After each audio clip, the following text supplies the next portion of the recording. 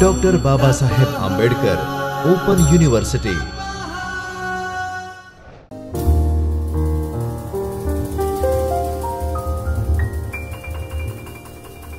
नमस्कार विद्यार्थी मित्रों, मैं Antim Patel, assistant professor in department of library and information science, doctor Baba Saheb Ambedkar open university. मैं आप सभी का हार्दिक अभिनंदन करता हूं। आज हम इस वीडियो लेक्चर सीरीज़ में paper ML1 101 management of library and information centres के बारे में एक ओवरव्यू प्राप्त करेंगे।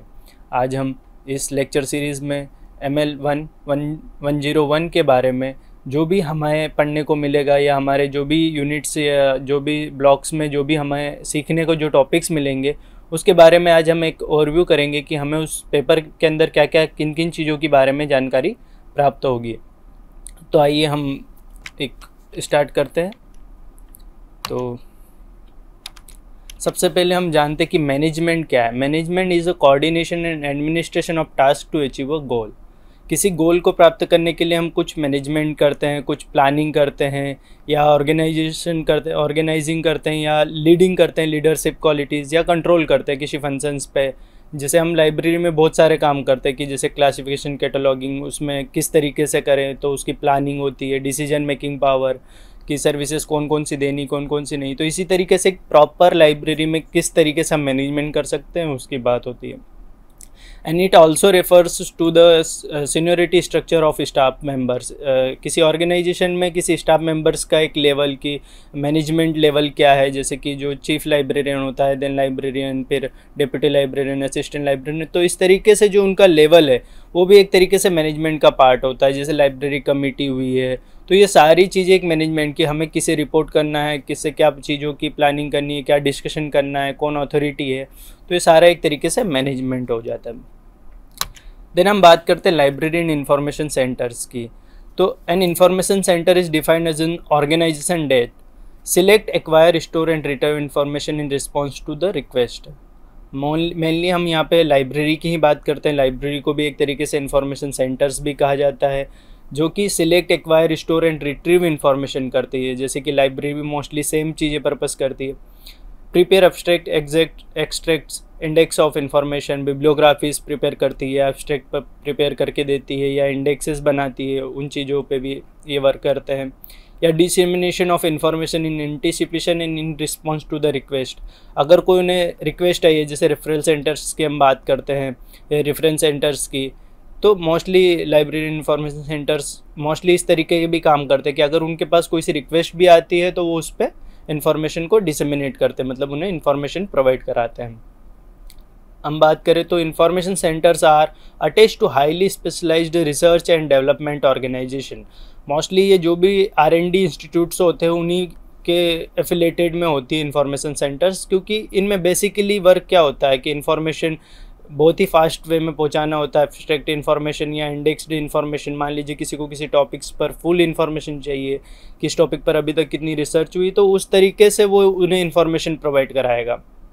Then an information centre provides services such as referral services, literature services, translation, bibliographies, abstracting और other services to its user. उनके जो भी यूज़र्स हैं उनको इस तरीके की सर्विसेज प्रोवाइड कराता है।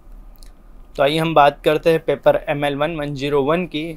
तो इसमें हम 2 पार्ट्स में हैं और 5 ब्लॉक्स है इसमें और 18 यूनिट्स है, उनके बारे में हम चर्चा करेंगे।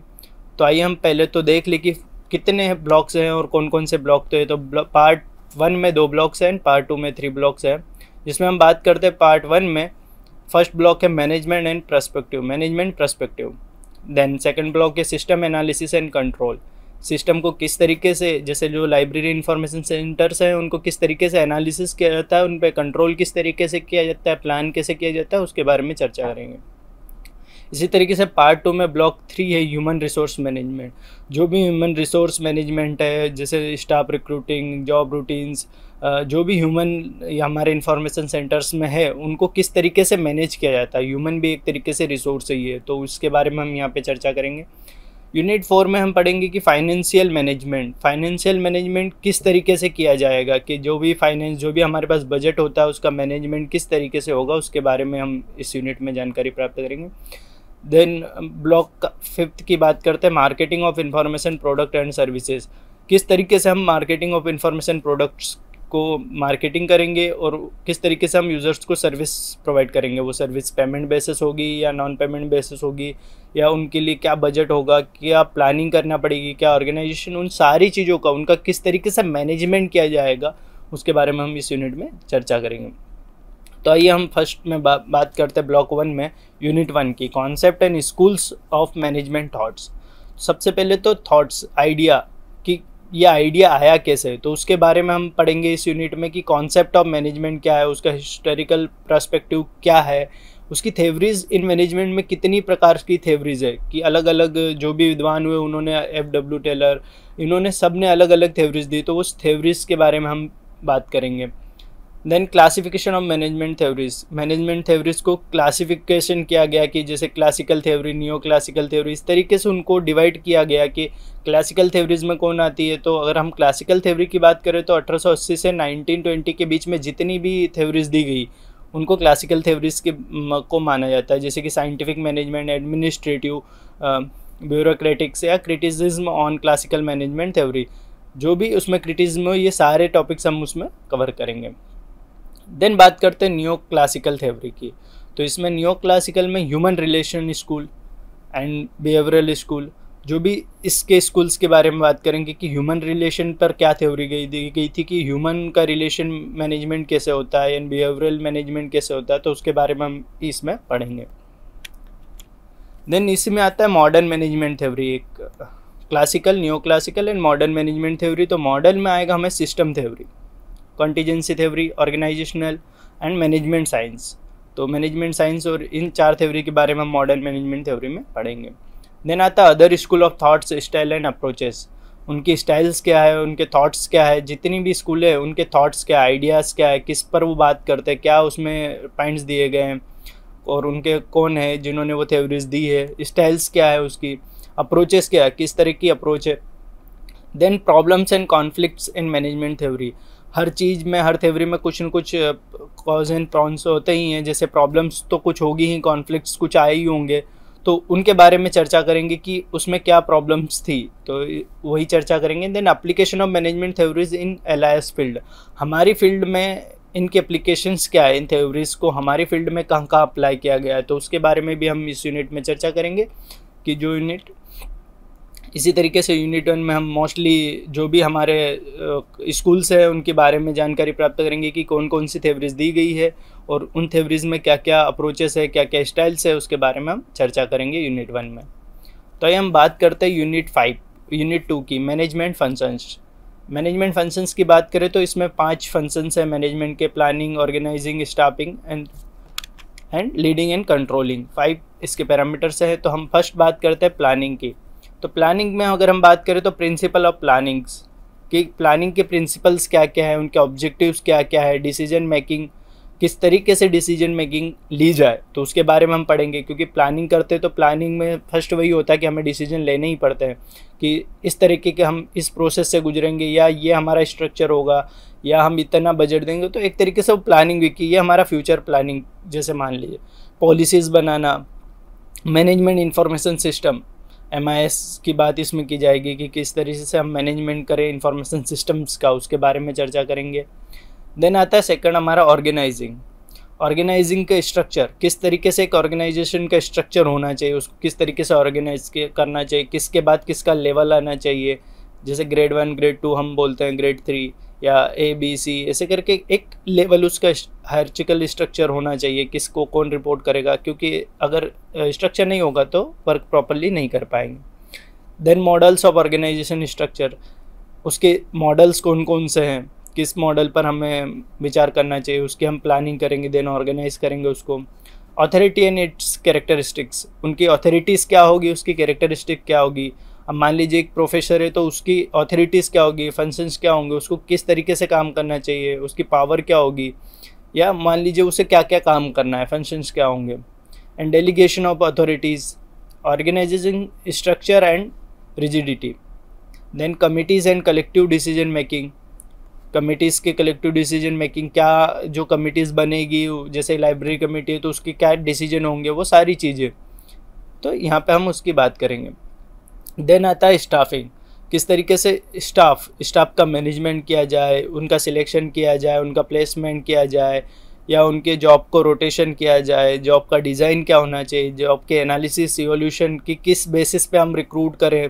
तो ये सारी चीज़ें स्टाफिंग में आ जाएगी कि किस तरीके से हम लाइब्रेरी में किसी जैसे न्यू अपॉइंटमेंट देते हैं तो उसका एक बेसिक क्वालिफ़िकेशन होना चाहिए कि भाई असिस्टेंट लाइब्रेरियन के लिए ये क्वालिफ़िकेशन होनी चाहिए।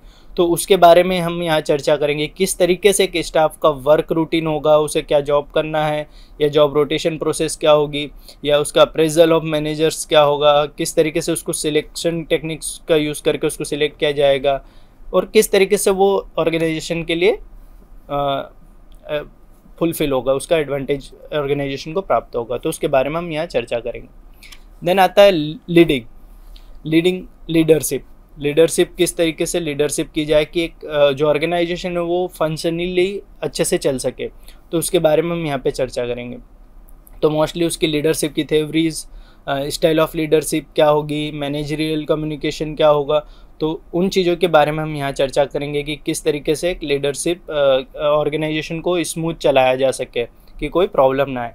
देन कंट्रोल करना कि फीडबैक कंट्रोल इंस्ट्रूमेंटल, अगर कोई ऑर्गेनाइजेशन है चल तो अच्छे से रहा बट उसका फीडबैक भी हमें लेना पड़ेगा यूज़र से। जैसे मान लीजिए लाइब्रेरी की बात करें तो यूज़र ही हमें फीडबैक देगा कि सर आपकी ये सर्विस अच्छी नहीं है, हमने सर्विस तो दे दी, सब कुछ दे दिया, हम अच्छे से कमांड भी कर रहे हैं बट नहीं है, तो उसे कंट्रोल करने के लिए कि अगर उसमें मान ली अपडेट कर सके हम, तो उसके लिए हमें फीडबैक या कुछ चीज़ें चाहिए होगी, तो वो मैनेजमेंट इंफॉर्मेशन सिस्टम या ह्यूमन एलिमेंट्स इन कंट्रोल, किस तरीके से ह्यूमन के जरिए हम थोड़ा बहुत कंट्रोल कर सके, तो उसके बारे में हम यहाँ पे चर्चा करेंगे। तो हम यूनिट 2 में इन 5 पॉइंट्स पे चर्चा करेंगे।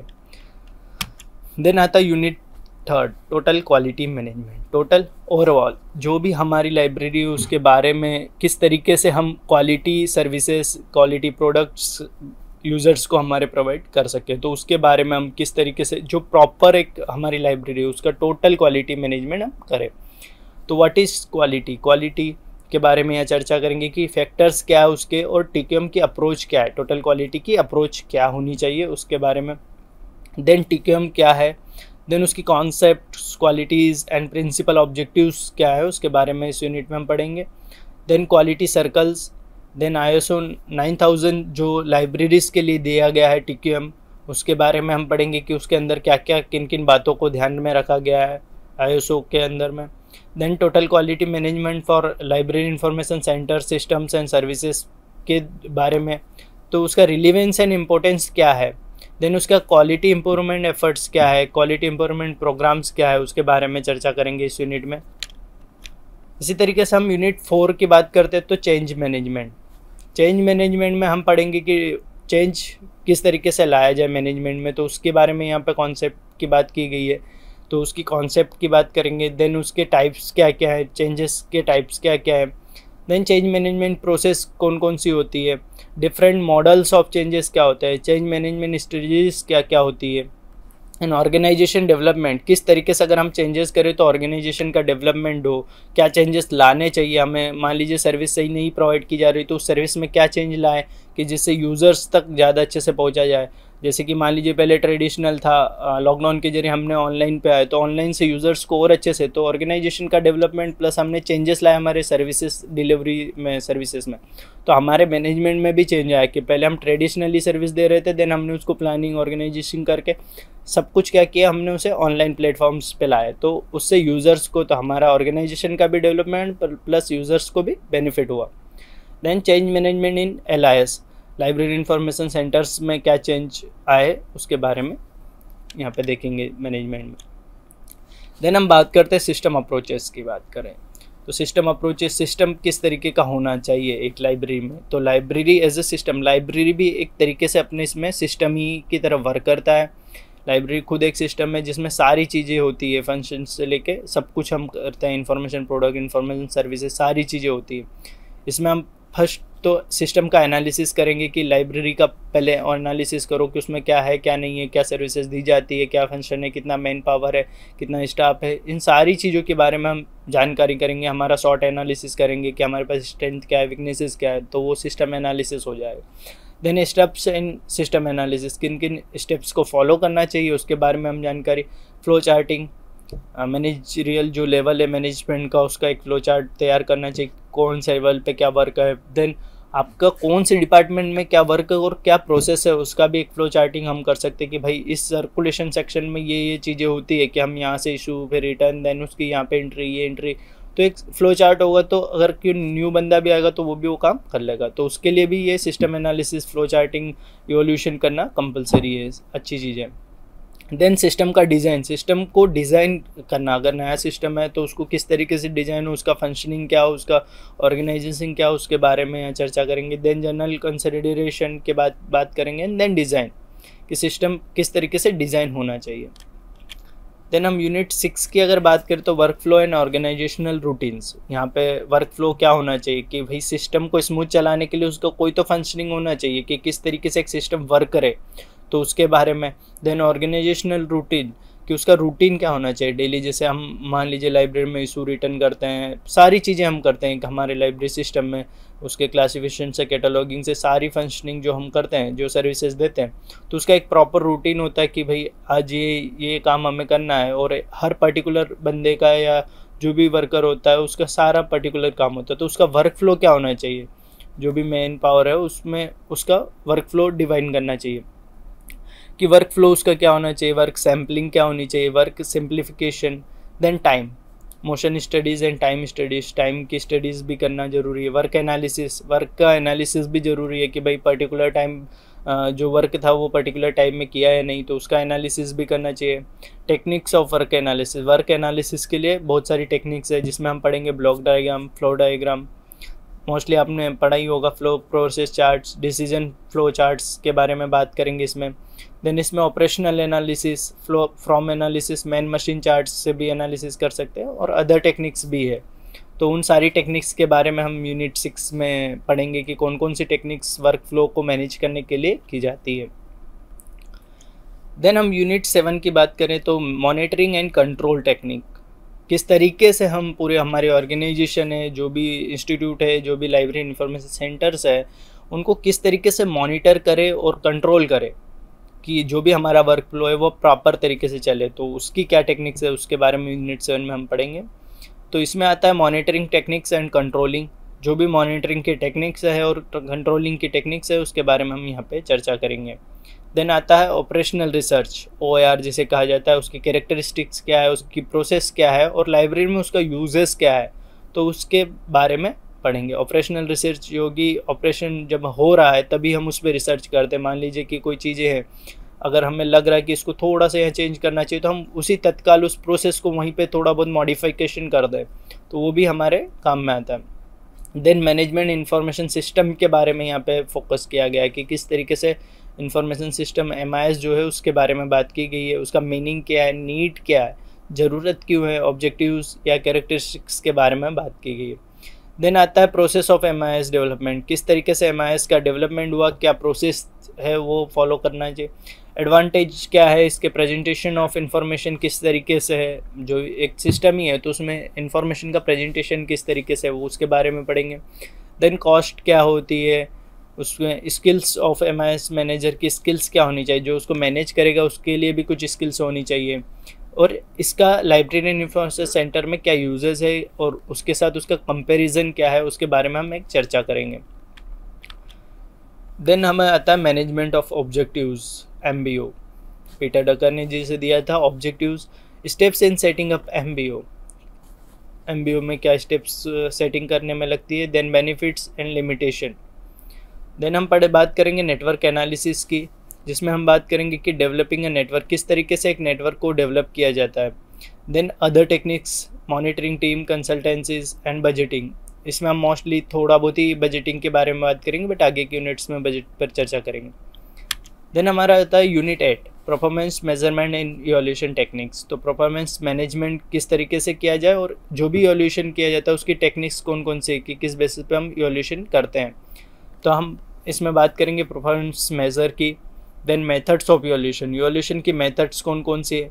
Then performance measurement, performance evolution, जो इवोल्यूशन टेक्निक्स है उसके बारे में हम बात करेंगे। तो marketing research, cost effective analysis, cost basis पे एनालिसिस करेंगे कि अगर हमने जो प्रोडक्ट बनाया है वो कॉस्ट बेस पे बनाया है और उसका जो हमें इफेक्ट आ रहा है, इफेक्टिव जो मतलब है या नहीं है, तो उसके बारे में यहाँ एनालिसिस करेंगे। देन बिब्लोमेट्रिक एनालिसिस, जो भी हमारा पब्लिकेशन डिटेल्स या जो भी मोस्टली हम डेटा होता है उसका हम बिब्लोमेट्रिक एनालिसिस करते हैं, तो वो सारी चीज़ें डेल्फी टेक्निक्स है।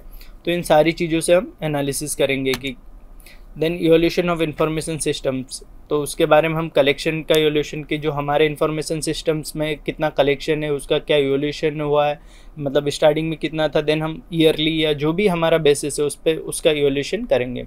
इवोल्यूशन ऑफ रिट्रीवल सिस्टम, जो भी हमारे रिट्रीवल सिस्टम्स होते हैं, इंफॉर्मेशन रिट्रीवल के जितने भी सिस्टम्स हैं उनका इवोल्यूशन की किस तरीके से वो इवोल्यूट हुए हैं।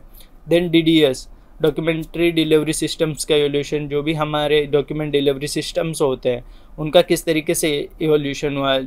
ट्रेडिशनली बात करें या हम अभी की मॉडर्न युग की बात करें तो उन दोनों के बारे में इस यूनिट में चर्चा करेंगे। Then evolution of information services, हम किस तरीके से जो सर्विसेज है उनमें क्या डेवलपमेंट आया, तो उसके बारे में हम यहाँ इस यूनिट में पढ़ेंगे। तो इसमें आता है evaluating the professionals, then macro level evolution of information services, then user studies and direct assessment, मतलब यूज़र स्टडीज़, यूज़र का पर्सपेक्टिव भी जानकर हम इवोल्यूशन कर सकते हैं कि यूज़र को ये इंफॉर्मेशन सर्विस में इतना मतलब बेनिफिट नहीं है तो हम उसे इवोल्यूट करें, देन उसमें चेंजेस ला के उसे अपडेट करें। देन डायरेक्ट असेसमेंट, हम ही असिस्ट कर रहे हैं उन्हें, जैसे कि हमें ही मोस्टली चीज़ें पता चल जाती है कि यूज़र सेटिस्फाई है या नहीं है, या हम जो सर्विस दे रहे हैं वो फास्ट नहीं है। जैसे मोस्टली क्या होता है, कभी कभी हम ट्रेडिशनली बुक देते थे, देन अब ई बुक देते हैं, तो उसमें ही हमें पता चल जाता है कि ई बुक्स फास्ट सर्विस है एंड वो, तो उससे भी हम डायरेक्ट असेसमेंट कर सकते हैं। या यूज़र सेटिस्फेक्शन, उसका रिप्लाई फास्ट आ रहा है या नहीं आ रहा, तो उससे भी हम डायरेक्ट असेसमेंट कर सकते हैं कि हमारी सर्विस इफेक्टिव है या नहीं है। Then evolution of current awareness service, जो भी हम करंट अवेयरनेस सर्विसेज देते हैं, मान लीजिए जो भी हम प्रोवाइड करा रहे हैं उन्हें, वो उसका यूज़ कर रहे हैं या नहीं है, तो उसके बारे में हम चर्चा करते हैं। देन आता है unit block 3, human resource management. Human resource management में अगर हम बात करें तो हम यूनिट 9 की बात करते हैं, ऑर्गेनाइजेशनल बिहेवियर। ऑर्गेनाइजेशन का बिहेवियर क्या, उसके बारे में हम ह्यूमन बिहेवियर की बात करेंगे। यहाँ पे human factors in management, management में ह्यूमन किस तरीके से इफेक्ट करता है उसको, तो उसके बारे में। Content theories of motivation, motivation की जो भी थ्योरीज है जैसे XY थ्योरीज और जो भी मोस्टली थ्योरीज है उनके बारे में हम इस यूनिट में पढ़ेंगे। Then process theory of motivation, जो भी थ्योरीज की प्रोसेसेस है उनके बारे में। Then individual interaction and conflicts की यहाँ पे बात की जाएगी। Then organisational behaviour in library and information service, उस किस तरीके से जो ऑर्गेनाइजेशन होती है उसमें किस तरीके से ह्यूमन रिसोर्सेज है उनका बिहेवियर किस तरीके से होता है उसके बारे में हम यहाँ पे जानकारी प्राप्त करें। देन हम बात करते हैं unit 10, managerial quality and leadership. Unit 10 में हम बात करेंगे कि किस तरीके से मैनेजरियल, जो मैनेजर लीडरशिप की क्वालिटीज़ होनी चाहिए उसके बारे में हम यहाँ पे चर्चा करेंगे। उसका परफॉर्मेंस रिव्यू, किस तरीके से कोई परफॉर्म कर रहा है, कोई अच्छे से वर्क कर रहा है तो उसका परफॉर्मेंस रिव्यू भी हमें करना पड़ता है। देन लीडरशिप, किस तरीके से वो अपनी टीम को मैनेज करता है या किस तरीके से अपने ऑर्गेनाइजेशन की फंक्शनिंग अच्छे से चल रही है उसके बारे में। लीडर्स वर्सेस मैनेजर्स की यहाँ पे बात की गई है, जो लीडर्स जो लीडिंग करता है जो इंस्टीट्यूट को आगे, एंड देन मैनेजर्स जो ओनली मैनेज करता है, तो उसके बारे में हम डिफरेंस की बात करेंगे। Then functions and activities of leadership, leadership की फंक्शंस क्या है, एक्टिविटीज़ क्या है उसके बारे में। देन इफेक्टिव लीडरशिप, किस तरीके से लीडरशिप को इफेक्टिव बनाया जाए और इफेक्टिव लीडरशिप क्या होती है उसके बारे में। लीडरशिप स्टाइल्स क्या क्या हैं, थ्योरीज क्या हैं, अप्रोचेस क्या हैं, मॉडल्स क्या हैं, उनकी बात की जाएगी। Then leadership in library and information centres, leadership की ज़रूरत क्यों है लाइब्रेरी इंफॉर्मेशन सेंटर्स पे, किस तरीके से लीडरशिप तो हर जगह ही ज़रूरी है मोस्टली कि एक अच्छे से चले उसके लिए, तो हमारी लाइब्रेरी फील्ड में इसकी क्यों ज़रूरत है उसकी बात। देन इंडियन सिनेरियो, लीडरशिप का इंडियन सिनेरियो क्या है उसके बारे में जानकारी प्राप्त है। देन हम बात करते हैं unit 11, human resource planning and development. Human resources की प्लानिंग एंड डेवलपमेंट किस तरीके से किया जाए, जैसे हमने बात की थी प्लानिंग में ही कि हम किस तरीके से प्रॉपर प्लानिंग करते हैं। स्टाफिंग की बात करते हैं तो स्टाफिंग में भी किस तरीके से स्टाफ को रिक्रूट किया जाए या प्लान किया जाए, या उसका वर्क फ्लो क्या होना चाहिए, उसका जॉब डिस्क्रिप्शन क्या हो, तो उन सारी चीज़ों के बारे में इसमें यूनिट में हम पढ़ेंगे। तो उसमें आता है ह्यूमन रिसोर्सेस। ह्यूमन रिसोर्सेस क्या क्या होते हैं, ह्यूमन रिसोर्सेस क्या है, तो उसके बारे में जो हमारा स्टाफ होता है मोस्टली वही हमारे पास जो ह्यूमन हमारे रिसोर्सेस है जिनसे हम काम ले सकते हैं या जो हमारे लिए वर्क करते हैं हमारे ऑर्गेनाइजेशन के लिए, वही हमारे ह्यूमन रिसोर्सेज होते हैं, staff mostly. Human resources management, किस तरीके से उनका मैनेजमेंट किया जाए, उनका जॉब एनालिसिस, क्या job analysis, then job description कि उनके जॉब या जॉब प्रोफाइल हम बोल सकते हैं, जॉब स्पेसिफिकेशन क्या है, कि स्पेसिफिकेशन क्या है कि अगर मान लीजिए AL है या लाइब्रेरियन है तो उसका वर्क फ्लो क्या है, उसका जॉब डिस्क्रिप्शन क्या है, जॉब एनालिसिस क्या है, वो सारी चीज़ें।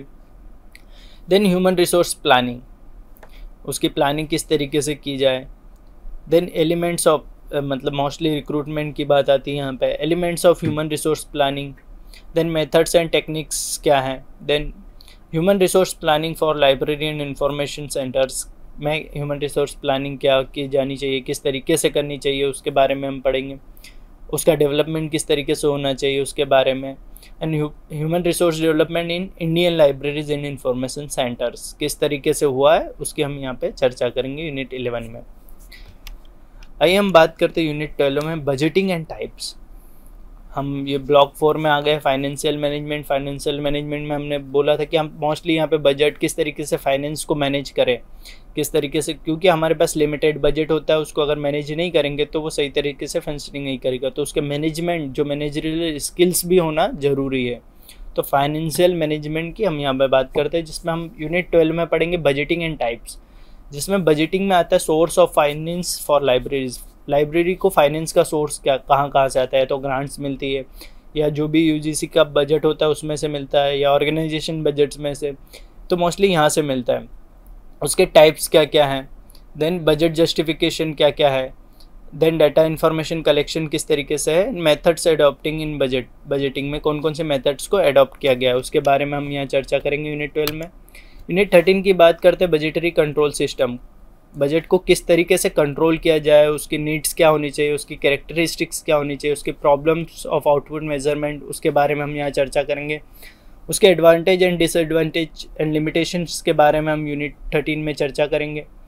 देन आता है यूनिट 14 कॉस्टिंग टेक्निक्स, कॉस्टिंग इन लाइब्रेरीज। किस तरीके से हम कोई अगर प्रोडक्ट डेवलप करते हैं या कोई भी सर्विसेज प्रोवाइड करते हैं, मिनिमम कॉस्ट तो उसमें होता ही है। जैसे कि हम मान लीजिए ब्राउचर्स तैयार कर रहे हैं तो उसे प्रिंट करते हैं या जो भी करते हैं तो उसका एक कॉस्टिंग, या कोई प्रोडक्ट जैसे कि हम बिब्लियोग्राफी क्रिएट कर रहे हैं तो उसको अगर प्रिंट फॉर्म में रख रहे हैं या ऑनलाइन कुछ, तो उसमें एक बजट या कोई इन्फॉर्मेशन सिस्टम हम वो परचेस कर रहे हैं तो उसमें जो कॉस्टिंग आता है सर्विस देने के लिए, जैसे हम RFID परचेस कर रहे हो तो उसका कॉस्टिंग तो वो किस तरीके से मैनेज करें, तो उसके बारे में हम यहाँ चर्चा करेंगे। टाइप्स ऑफ कॉस्ट के बारे में अगर बात करें तो डायरेक्ट एंड इनडायरेक्ट कॉस्ट या फिक्स्ड एंड वेरिएबल, जो डायरेक्ट इनडायरेक्ट की बात की जाए। Then cost of library services and activities, library services और एक्टिविटीज़ जो भी होती है उनमें किस तरीके की और कौन से कॉस्ट इन्वॉल्व होती है उसके बारे में चर्चा करेंगे। देन कॉस्टिंग मेथड्स, कि मेथड्स कौन कौन सी है कॉस्टिंग के, step by step costing procedure या कॉस्टिंग ऑफ ऑनलाइन सर्च, जो भी ऑनलाइन रिसर्चेस होते हैं, ऑनलाइन डाटाबेस होते हैं, उनकी कॉस्टिंग क्या है उसके बारे में हम यहाँ पे चर्चा करेंगे। देन आता है यूनिट 15 कॉस्ट एनालिसिस, किस तरीके से उस कॉस्ट का एनालिसिस किया जाए, मीनिंग एंड अप्रोचेस, कि जो भी हमने कॉस्ट लगाई है उसका बेनिफिट हमें क्या मिला है, किस तरीके से वो यूज़फुल है या नहीं है, और जितना हमें कॉस्ट किया उतना प्रॉफिट मिला है कि नहीं। वैसे तो हम नॉन प्रॉफिट ऑर्गेनाइजेशन है बट वो यूज़फुल है कि नहीं हमारे लिए मेनली वो ज़रूरी है, तो उसलिए भी हमें कॉस्ट का एनालिसिस करना भी ज़रूरी है। Then methods of cost analysis, कौन कौन से मेथड्स का यूज़ किया जाता है कॉस्ट एनालिसिस में, उस पर चर्चा करेंगे। Then analysing cost in library information centres में किस तरीके से हम उसको एनालिसिस करेंगे उसके बारे में यूनिट 15 में चर्चा करेंगे। एंड लास्ट हमारा ब्लॉक बचता है marketing of information product and services, किस तरीके से हम मार्केटिंग करें हमारे इंफॉर्मेशन प्रोडक्ट्स की एंड सर्विसेज की।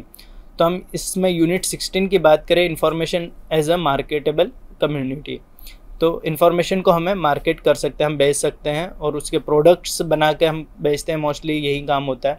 जैसे कॉन्सेप्ट, इन्फॉर्मेशन की कॉन्सेप्ट क्या है, इन्फॉर्मेशन एज अ कमोडिटी क्या है, then generation and production of information and demand and supply theory की यहाँ पे अब बात आती है कि जैसे हम बुक्स की बात करें तो बुक्स उतनी ही प्रिंट करते हैं जितनी डिमांड होती है, देन फिर सप्लाई करते हैं। आजकल मोस्टली यही होता है, बल्क में बुक्स प्रिंट नहीं करते हैं। Then distribution and marketing of information, जो भी इंफॉर्मेशन प्रोडक्ट होता है या जो भी होता है उसकी किस तरीके से हम डिस्ट्रीब्यूशन करें, देन उसको किस तरीके से मार्केटिंग करें, यूज़र तक पहुँचाए। जैसे हम मोस्टली बिब्लियोग्राफी सर्विस देते हैं या जो भी सर्विसेज देते हैं वो किस लिए देते हैं कि यूज़र को हमारे जो भी हम परचेस करते हैं, जो भी हमारे पास प्रोडक्ट है जैसे न्यू अराइवल सर्विस, तो वो यूज़र्स तक इजीली पहुँचे, हम उन्हें मार्केट करते हैं उस तरीके से। तो किस तरीके से मार्केटिंग की जाए उसके बारे में हम यहाँ पे चर्चा करेंगे। देन यूनिट 17 की बात करें तो मार्केटिंग अप्रोचेस एंड टेक्निक्स की इसमें बात करेंगे कि किस तरीके से हमें मार्केटिंग अप्रोच होनी चाहिए, फंक्शंस क्या होते हैं मार्केटिंग के, एंड मार्केटिंग मिक्स क्या है, जैसे product, place, promotion and price, 4 की बात की जाती है इसमें मार्केटिंग मिक्स में। Then market research and analysis कि मार्केट का किस तरीके से रिसर्च करें और एनालिसिस करें, देन हम उसमें मार्केटिंग करें। Then implementing a marketing programme and evolution. Then हमारा लास्ट यूनिट आता है unit 18, e marketing. E marketing and related terms. E marketing क्या है, जैसे हम ऑनलाइन कोई भी प्रोडक्ट हमारा बेचते हैं, मोस्टली वो ई मार्केटिंग है। आप अमेजोन से बुक मंगा रहे हैं या किसी और जरिए से बुक से या जो भी हम मंगाते हैं वेंडर से, वो ई मार्केटिंग ऑनलाइन वो सेल करते हैं अपनी वेबसाइट पर या किसी ऑनलाइन जो प्लेटफॉर्म्स है उनके जरिए वो हमें प्रोवाइड कराते हैं। E marketing benefits to user and provider.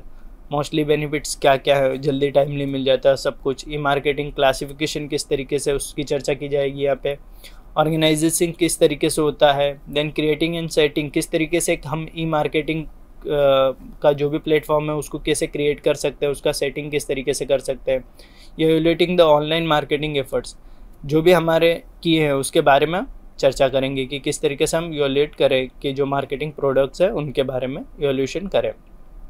तो हम इसमें ई मार्केटिंग के बारे में जो भी हमारे वेब सोर्सेस है या जो भी हम ई मार्केटिंग जैसे ऑनलाइन करते हो तो उनके बारे में हम इस यूनिट में चर्चा करेंगे। तो हमने आज जो भी पढ़ा इस यूनिट्स 18 में, आज हमने चर्चा की कि किस तरीके से हम जो भी लाइब्रेरी एंड इंफॉर्मेशन सिस्टम्स है उनको किस तरीके से मैनेज करें। उसमें हमने मैनेजमेंट स्किल्स, किस तरीके से हमें लीडरशिप क्वालिटीज़ होनी चाहिए, मैनेजरियल स्किल्स होनी चाहिए, उनके बारे में चर्चा की। फिर हमने चर्चा की कि जो हमारे इंफॉर्मेशन प्रोडक्ट्स होते हैं उन्हें क्रिएट करने में कितनी कॉस्टिंग आती है, क्या बजट होता है, उन बजट को एनालिसिस किस तरीके से किया जाए, तो उन चीज़ों के बारे में हमने जानकारी प्राप्त की। देन हमने पढ़ा कि किस तरीके से हम उन प्रोडक्ट्स को क्रिएट तो कर लेंगे, उनकी कॉस्टिंग कर लेंगे, बट देन उनको मार्केटिंग किस तरीके से करें, यूज़र तक किस तरीके से पहुँचाए, तो उसके बारे में हमने सारी चर्चा की। कि इस यूनिट में हमें मोस्टली ओवरऑल हमें देखने को मिलेगा कि किस तरीके से हम जो हमारे लाइब्रेरी इंफॉर्मेशन सेंटर्स है उनमें किस तरीके से स्टार्टिंग से लेके कि जो ऑर्गेनाइजेशन है उसको डेवलप करने से लेके जब हम उसके न्यू स्टेज से, इनिशियल स्टेज से लास्ट स्टेज जो सर्विस यूज़र एंड तक दी जाती है, तो उन सारी चीज़ों, सारे एस्पेक्ट्स पर किस तरीके से कौन कौन सी मैनेजमेंट स्किल्स का हम ध्यान रखें कि हमें किस तरीके से प्रोडक्ट को क्रिएट करना है, प्रोडक्ट को मार्केट करना है या उसकी कॉस्टिंग में कितना खर्चा है, तो उन सारी चीज़ों के बारे में हम ओवरऑल इस पेपर में पढ़ेंगे कि किस तरीके से इंफॉर्मेशन सिस्टम जो है उसका मैनेजमेंट किस तरीके से किया जाए। तो उसके बारे में हमने आज एक छोटा सा ओवरव्यू लिया कि किन किन चीज़ों के बारे में हमें इस यूनिट में, इस ब्लॉक्स में और यूनिट्स में हमें पढ़ने को मिलेगा। तो इस पेपर के बारे में हमें जानकारी प्राप्त होगी। तो आज के इस वीडियो लेक्चर सीरीज से जुड़ने के लिए आप सभी का आभार।